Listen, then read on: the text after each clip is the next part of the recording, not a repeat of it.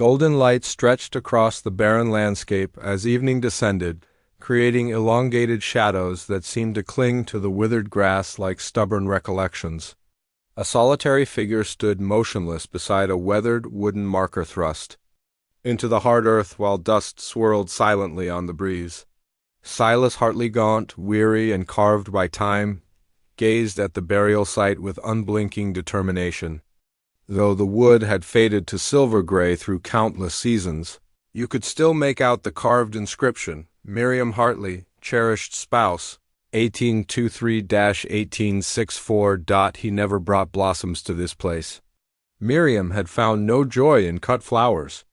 Instead, he simply removed his weathered hat, lowered his chin in reverence, and moved his lips in wordless remembrance or prayer. Time had collapsed upon itself since her passing. The conflict had claimed their son Elijah merely 12 months earlier. When that terrible news arrived, Silas had quietly folded the letter and placed it on the table, where it remained untouched. Eventually, his dwelling became his entire universe, and wordlessness became his chosen tongue. Days would pass without a single spoken sound, not even to his own reflection. The rhythm of worn boots on aged planking, the protest of leather, the scraping of metal tools, these became his sole companions. Though he resided near the settlement's edge, he might as well have inhabited another realm entirely. The people of Dry Fork spoke of him in hushed tones, mixing sympathy with suspicion. "Still converses with the departed," they murmured. "That homestead carries the weight of sorrow." Visitors never appeared unless absolutely necessary, and Silas ensured such necessity never arose. He traced the familiar path homeward, his footsteps leaving deep impressions in the earth. The sun began its descent behind distant hills, painting everything in the copper hues of reminiscence. His dwelling appeared a head-weathered, tilted, lacking several roof tiles, yet still upright. Like its owner, it groaned when touched by wind. The wooden porch complained under his weight. Inside, the atmosphere was heavy with ancient timber dust and something deeper than quiet. A single photograph adorned the space Elijah in his Union blues, eyes bright with uncertain pride. Silas passed this image daily like a sacred ritual, allowing his gaze to linger just long enough to recall. Never long enough to drown in grief. That evening, storm clouds gathered low and threatening. The wind picked up its mournful song, crying across the fields and setting the porch curtains into restless motion. Silas kindled a solitary lantern and settled at the table with bitter coffee. Though rain hadn't yet fallen, its metallic scent hung thick in the air. Then came the sound at his door. It wasn't tentative or hesitant. It carried weight, measure, and purpose, like someone attempting to rouse a house that had slumbered too long. Silas froze completely. No one had knocked on his door in years. The sound came again, firmer yet. Still calm, suggesting patience rather than menace, he rose slowly, instinctively reaching for the rifle mounted above his fireplace. His fingers found the barrel, then paused. Whoever waited outside hadn't forced entry. They knocked like someone carrying purpose or respect. He pulled open the door. The world beyond had darkened to twilight. Lightning danced on the horizon like phantom fire. There they stood, 10 Apache warriors, tall as legends, broad-shouldered, wrapped in worn blankets and glistening with rainwater. Their horses waited behind them, restless yet disciplined. They were giants not merely in stature but in presence. Every movement filled with quiet authority. The leader stepped forward, an elder among them, his long braid decorated with bone beads, his face carved by decades of wind and conflict. His deep, unreadable eyes locked with Silas's. "We seek shelter," he spoke in measured, careful English. "Until this storm passes." Silas remained silent, his hand hovering at his side. The lantern's glow flickered across the man's features, casting dancing shadows on the porch. Silence stretched between them, thick with something older than fear, perhaps history, blood, land, and memory combined. The Apache didn't repeat his request. He simply waited. Behind him, the others stood motionless, neither pleading nor threatening, just waiting. Silas looked beyond them at the approaching storm. It would be fierce. He recognized the scent of thunder as well as he knew the smell of loss. He exhaled through his nose and stepped aside. "Put your horses in the barn," he said. "There's hay and water inside." The chief nodded once with a deep, slow bow, then the warriors moved, fluid, silent, respectful.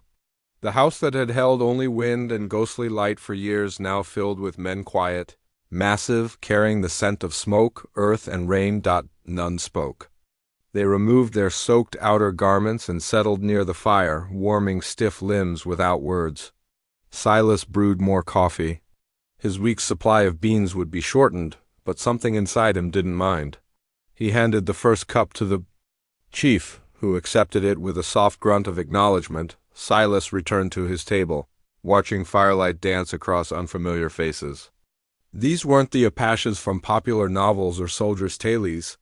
They carried themselves like carved monuments, every movement deliberate. One man withdrew a piece of deer hide and began quietly stitching patterns. Another sat cross-legged, eyes closed, breathing slowly and deeply as if listening to the fire speak. For the first hour, silence reigned. Then one of the younger men, barely past boyhood, glanced at the photograph on the mantel Elijah's face.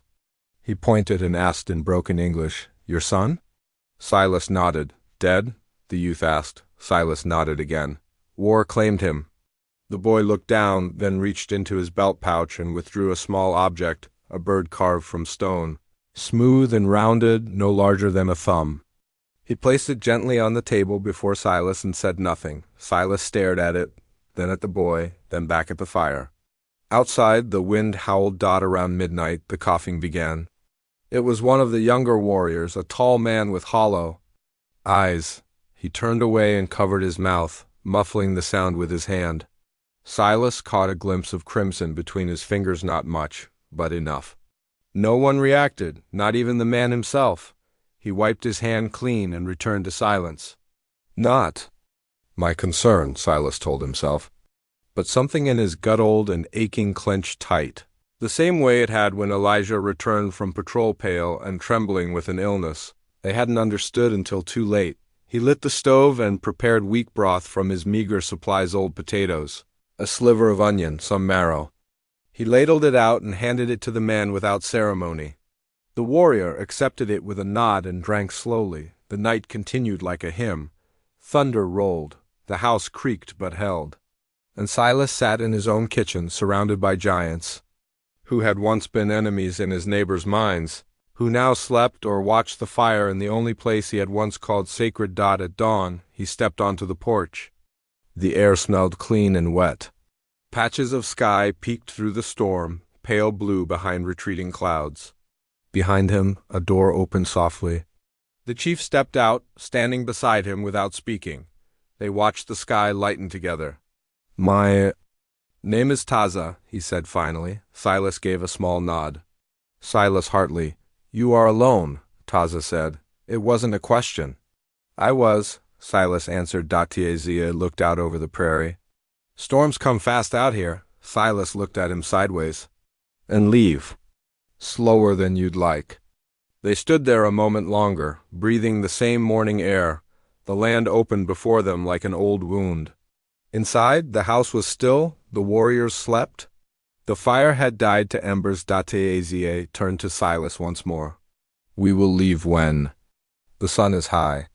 Silas didn't respond, just nodded. Tiazia gave one final look toward the open plains, then slipped back inside, silent as shadow. Silas remained on the porch, mug in hand, the wood beneath his boots damp with dew. He looked out across the land, his land, and for the first time in years, it didn't feel like a prison.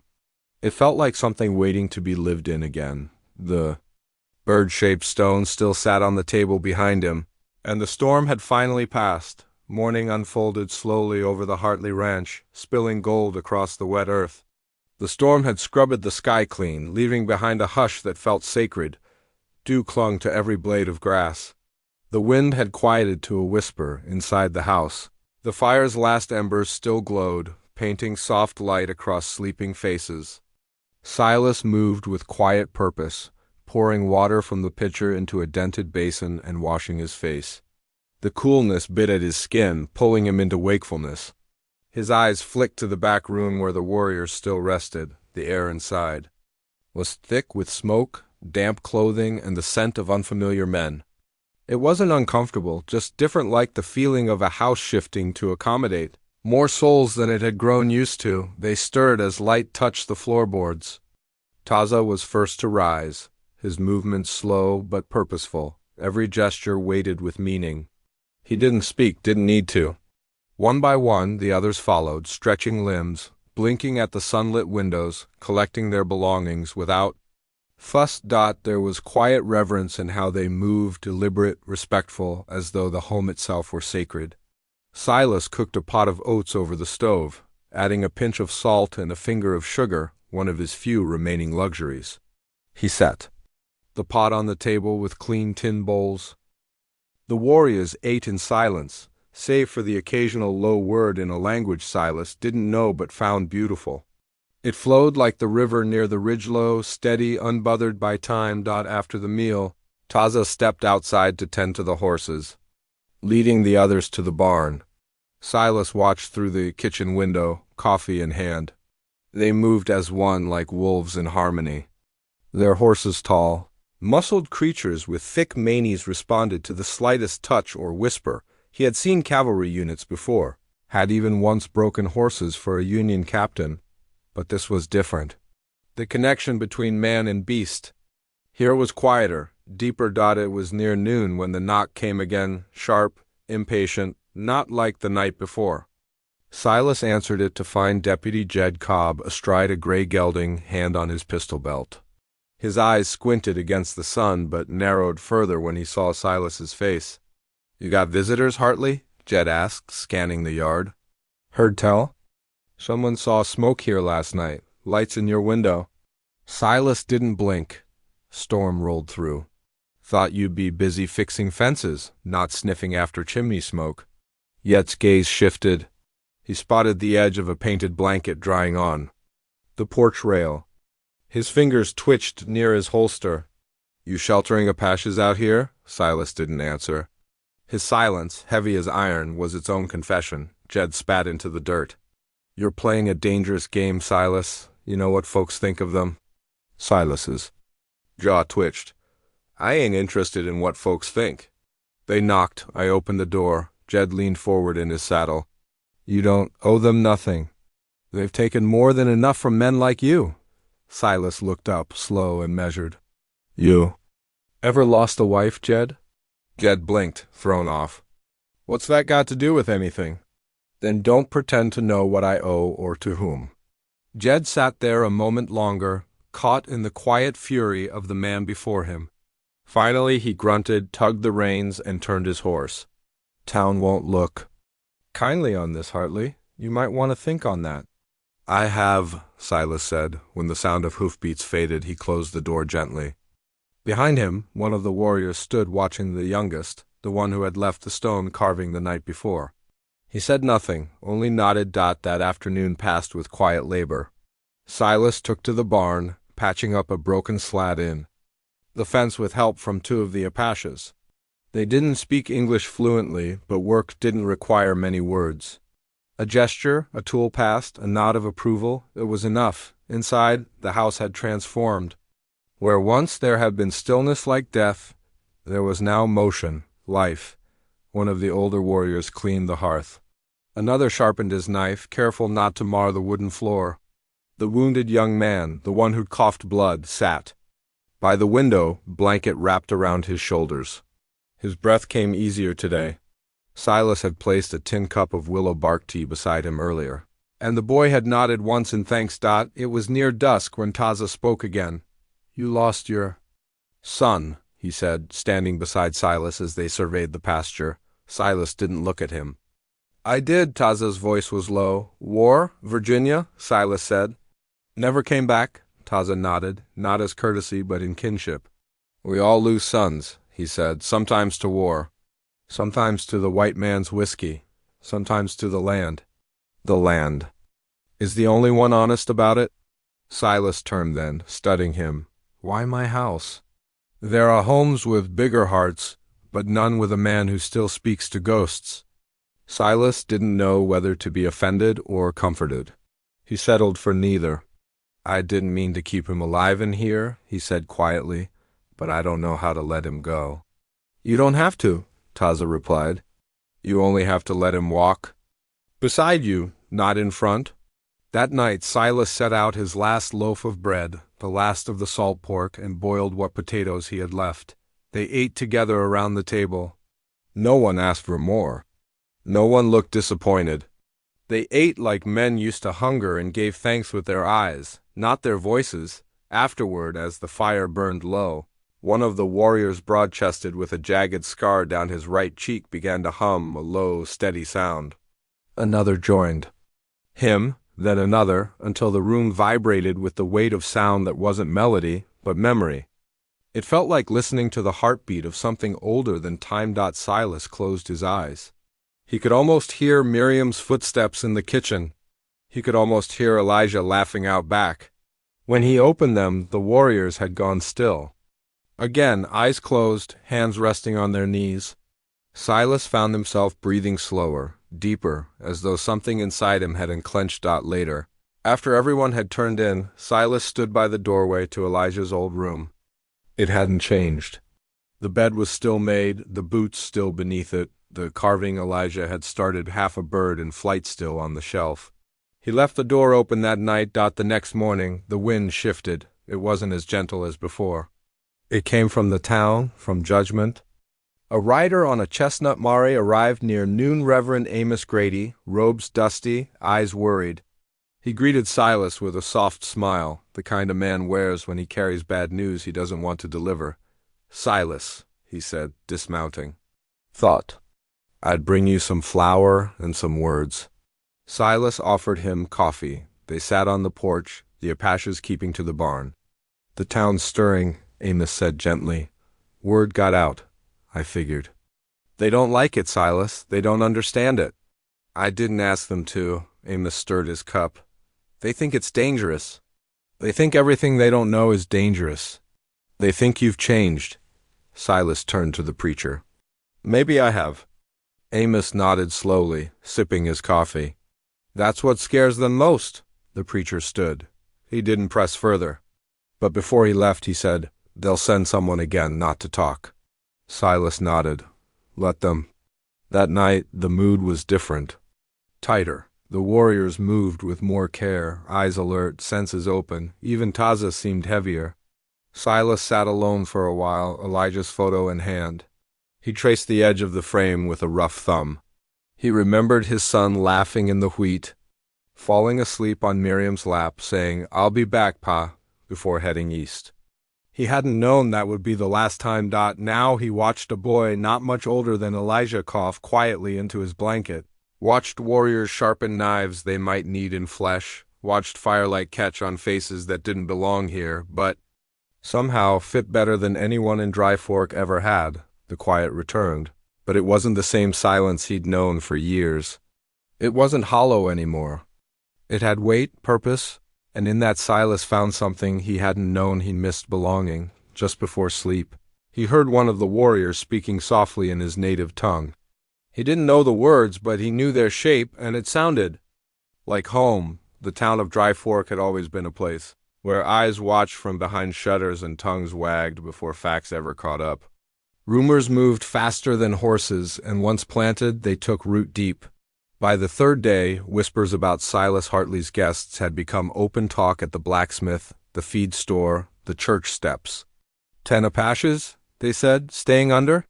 Hartley's roof, armed, no doubt, must be plotting something. Ain't right, ain't safe. Jed Cobb, more stubborn than smart, sat in the saloon, nursing a drink he hadn't paid for. He fumed at the corner table, playing with the edge of his holster, turning the handle of a six-shooter like it held answers he couldn't form in words. He didn't like being dismissed, didn't like being ignored, and he certainly didn't like Silas. Hartley siding with anyone but the town. "He's gone soft in the head," Jed muttered, "or he's hiding something worse." No one told him to calm down. In towns like Dry Fork, hatred wrapped itself in the language of law and order. Jed was a deputy, and that gave him enough rope to do harm if he framed it as duty. Back on the ranch, Silas stood in the barn doorway, arms crossed, watching Taza and his men repair a broken wagon axle with nothing more than a hatchet, patience, and rope. They moved with the grace of river stones, each fitting into the next. There was no shouting, no wasteful motion, only silent efficiency that spoke of years lived close to necessity. The boy, Nanton, the one who coughed blood, was improving. His fever had broken the previous night. Silas had kept a cold rag on his head and stirred broth with a steady hand. He hadn't said much to the boy, but when Nanton had opened his eyes and seen the old man sitting beside him, something passed between them, gratitude, perhaps, or understanding that needed no grammar. Later, inside the house, Taza joined Silas by the fireplace. He sat without ceremony, his tall frame folding beside the old man like it belonged there. The quiet stretched between them again, companionable this time. "My people won't stay long," Taza said, "only until Nanton can ride." "I figured," Silas said. He set a mug of hot water with mint leaves near Taza's hand, "but you're welcome until then."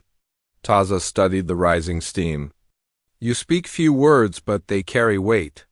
The young ones could learn from that." Silas gave a small nod. "I spent too many years shouting at ghosts." Taza's mouth curved, not quite a smile. "Do they listen?" "Not often," Silas said. "But they quiet down when you do." The two men sat with that a while, listening to the fire crackle and the walls breathe. Outside, the prairie swayed like a sleeping beast. The calm shattered the next morning when the sound of hooves broke over the hills. Silas stepped onto the porch, rifle slung casually over his shoulder, but his eyes sharp. Dust kicked up near the gate as Jed Cobb rode in with 4 other men. Behind him, local boys with hot blood and cold judgment. They carried rifles openly. None smiled. Jed stopped just beyond the fence, posture stiff. "We're here peaceful," he said, though his grip on the reins suggested otherwise. Silas didn't answer. He just waited, yet eyes swept the property. "Town sent us to take a look, make sure everything's proper." "You mean white?" Silas said, voice low. Jed colored. "Now don't twist it. Just want to be sure you ain't harboring fugitives. Could be some of them were involved in that raid near Prescott last winter."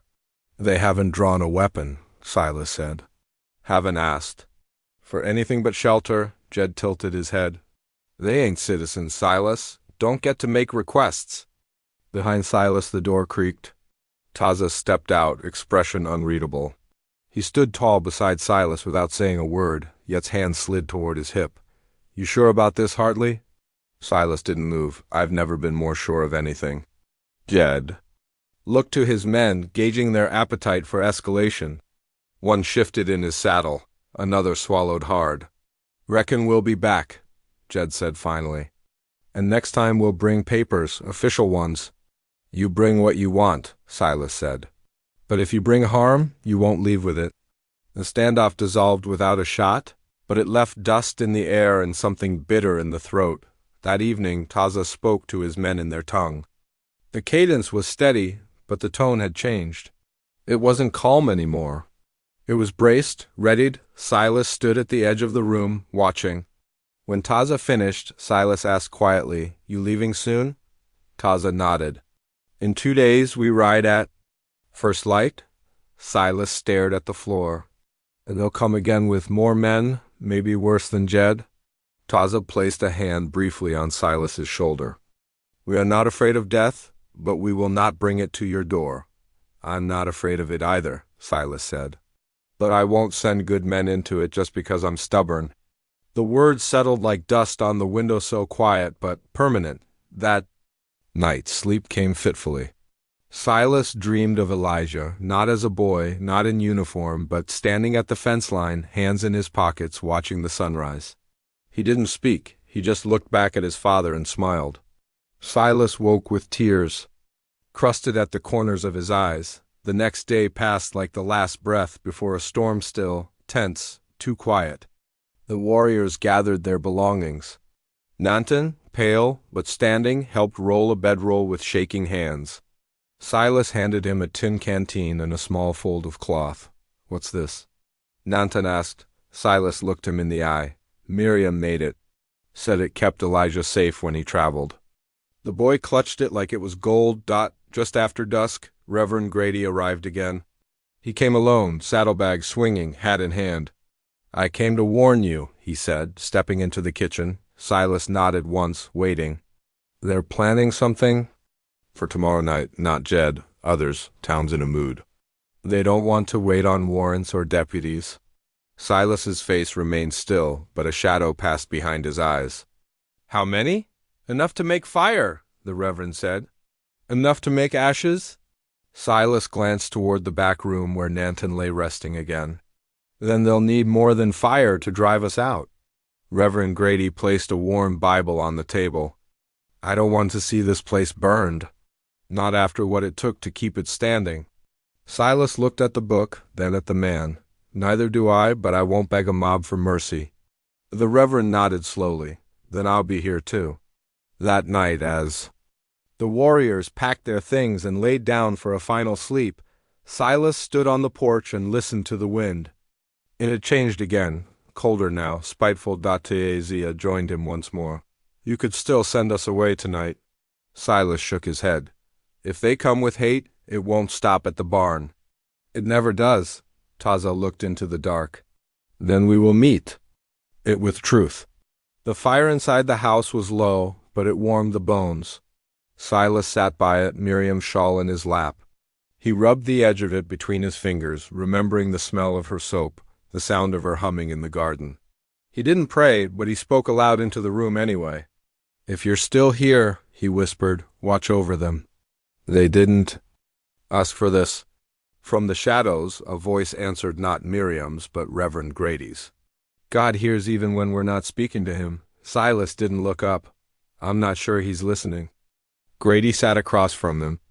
"Then we'll speak loud enough he can't ignore." Outside, a coyote called once, high and long. Somewhere past the ridge, men gathered in silence, rifles wrapped in cloth, torches ready to be lit, and in the house built. From grief, 10 warriors and 1 widower waited for morning. They had no armor, no orders, just a memory, a promise, and a last full measure of quiet defiance. Dawn broke with no songbirds. No breeze, just a strange silence that seemed to press against the windows of the Hartley ranch like held breath.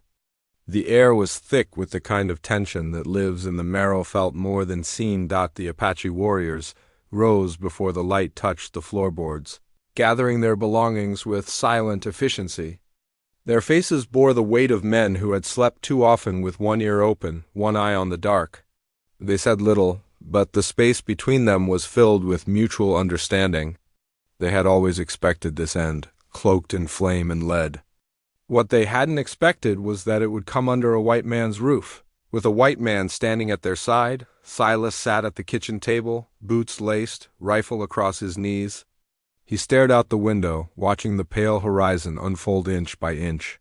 His heart beat slow and sure, the way it had the night before his first cattle drive, the way it had the day he buried Elijah. There was fear, but not for himself. It had been a long time since he'd placed value on his own life, but the boy, Nanton, was still coughing in the back room. He was skin and ribs not strong enough to run, not yet. If they came tonight with fire, he wouldn't outrun the smoke. Azia stood in the doorway, backlit by the dull gray morning. He looked like a figure carved from old stone, unmoved by time. But Silas could see the heaviness behind his eyes. He had fought many battles, some with bullets, others with silence. And he knew that this one, though small in numbers, was no less dangerous. It wasn't just a matter of surviving. It was a matter of being remembered rightly. "They'll come after dark," Silas said. Datazia nodded. "Always after dark, always with fire. I've got some oil left." 2 lanterns, a scattergun. "Not much. It's enough," Taza replied. "Truth needs only to stand, not shout." Silas almost smiled at that. He had spent years shouting at closed doors, closed graves, closed hearts. In the quiet of these last days, he had learned that standing in truth was louder than all the noise he'd ever made. Reverend Grady arrived just after noon on foot this time. His mare had spooked near the bend and thrown a shoe. He carried his Bible under one arm and a long hunting rifle slung across his back. His face was pale but resolute. He shook Silas's hand at the gate, not as a preacher to a sinner, but as a man to a man. Town's closed its eyes, Grady said. They know what's coming, but no one will stop it. They never do, Silas murmured. Inside, the warriors prepared the house. Furniture was moved. The firewood pile was shifted to form cover near the windows. Nanton was carried gently into the root cellar, a quilt wrapped around him, a lantern left beside his pale face. He protested, barely above a whisper, but Taza knelt beside him and said, "This is not cowardice. It is survival. You must tell the story if we do not rise again." Silas watched the exchange, the tightness in his chest he hadn't known he still had. He saw Elijah's face again, just for a breath, superimposed over the boys, a glimpse of what never came home. By nightfall, the sky had turned a hard purple, streaked with red like the bruising of heaven. The land was hushed, even the wind had gone still. Then the first torch appeared on the ridge. Just one, then two, then five. They came on horseback, faces hidden behind bandanas in fear. Local boys, all of them farm hands, drovers, sons of shopkeepers who'd grown up on stories about savages and had never questioned the ending. They carried rifles, shotguns, and in their hands, fire. Silas stood on the porch, Taza beside him, Grady flanking the other side. None of them held weapons openly. They waited. The riders approached slowly, the torches casting long shadows on the dirt like claws. Jed Cobb wasn't with them. That surprised Silas. The deputy had been all bark, but maybe even he had limits? Or maybe he just didn't want blood on his hands unless someone else took the first shot. The leader stopped 10 yards from the porch. He wore a wide hat and a long coat, trying hard to look like a man of purpose. His voice, when it came, was brittle. "We're here for the Apaches. Give them up and we walk away." Silas didn't move. "They're leaving tomorrow. That ain't the town's decision." "No," Silas said. "It's mine. You harbor enemies, Hartley. You feed them, shelter them. I gave them warmth. You bring fire. Remind me who the enemy is." A murmur passed through the men behind the leader. Doubt, maybe, or just the shock of hearing resistance. "We won't ask again." Then stop pretending this is asking. For a moment the world held its breath. Then a torch was thrown. It hit the side of the barn, dry hay catching instantly. Flames leaped into the night like a beast awakened, crackling, roaring. Horses screamed inside. Silas raised his rifle and fired once, not at a man, but into the sky. A warning. The riders flinched. Taza gave a sharp whistle, and the warriors moved like shadows emerging from the sides of the house, bows drawn, knives flashing in moonlight. They didn't shout. They didn't posture. They just appeared, and it was enough. The would-be attackers froze, caught between a lie and a truth they hadn't expected to face. Then one man panicked, raised his shotgun, and fired. The shot hit the porch rail, splintering wood. Silas dropped him with a single shot. The man tumbled from his horse, hitting the ground hard, the torch flying from his hand and dying in the dirt. Chaos erupted, but it didn't last long. The warriors moved swiftly, disarming one, knocking another from a saddle, sending horses scattering. Grady fired once, his aim true, and another torch was extinguished. Within a minute, the men from town had been reduced to confusion and fear. One cried out, "We were lied to. They said he was crazy, that he wouldn't fight."